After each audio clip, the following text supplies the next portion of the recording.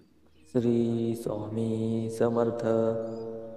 मित्रांनो, आज आपण श्री स्वामीजींचा सत्य घटनेवर घडलेला अनुभव बघणार आहोत. स्वामींचा हा अनुभव आहे, हा एक सत्य अनुभव आहे. माझे नाव सूरज. ही गोष्ट साधारण 10 ते 12 वर्षापूर्वीची आहे. जेव्हापासून आम्ही नवीन घरात राहायला आलो, तेव्हा आम्हाला स्वामीबद्दल फार काही माहीत नव्हते. आमच्या नवीन घराजवळ स्वामींचे केंद्र आहे. हळूहळू तिथल्या रहिवाशांना कडून आम्ही स्वामी समर्थांचं बद्दल ऐकलं व माझी आई ही दररोज शेजारच्या बायासोबत स्वामींच्या केंद्रात जायला लागली व हळूहळू स्वामी सेवा करू लागली. स्वामींना अनेक अडचणीतून आम्हाला सोडवले होते, त्यामुळे स्वामी समर्थावरचा विश्वास अजून वाढतच गेला. इतका की माझी आई रोज संध्याकाळी केंद्रात गेल्याशिवाय जेवत नसे.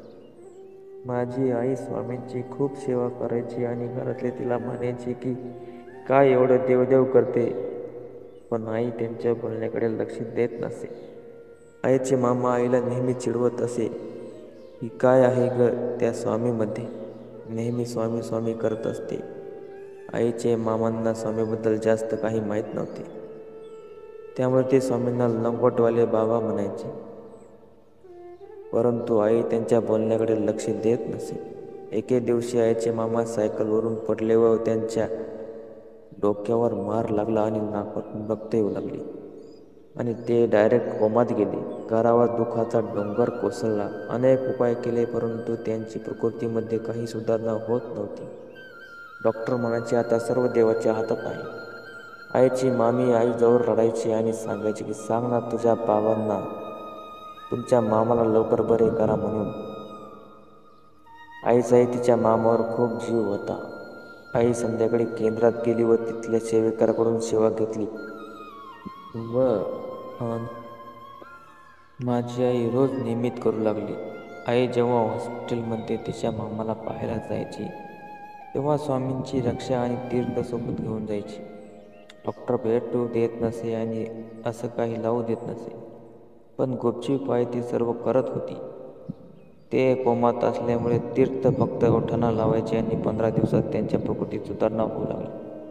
आणि मित्रांनो, सांगताना अंगाला काटा येतोय. जेव्हा ते कोमातून बाहेर आले, तेव्हा सर्व नातेवाईक त्यांना भेटायला गेले असताना त्यांनी सर्वात प्रथम माझ्या आईकडे बोट दाखवले आणि डॉक्टरांसमोर म्हणाले की वैशू, मला घ्यायला 4 लोक आले होते, मला ते घेऊन जात होते.